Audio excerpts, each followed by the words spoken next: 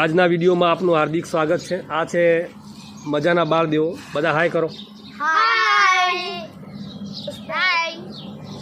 આ સરસ મજાના બાળદેવો અને મજાના બાળદેવો માટે એક સરસ મજાનું ઉખાણું, તમારા માટે એક સરસ મજાનું ઉખાણું છે જેનો તમારે વિચારીને જવાબ આપવાનો છે, બરાબર ને?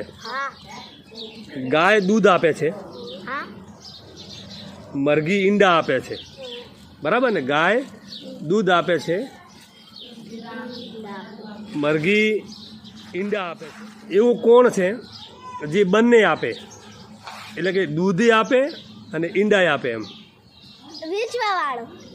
વેચવા વાળાને શું કહેવાય?